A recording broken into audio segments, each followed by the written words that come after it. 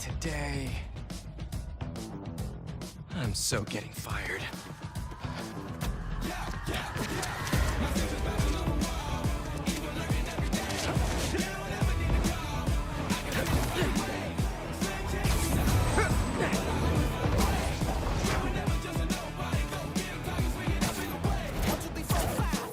Principal Evans already hates me for being late this morning. Bro, I told you to be on time.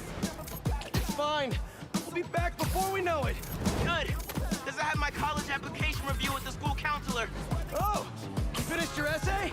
Haven't started. Oh, well, let's get to the city and take care of Marco quick then.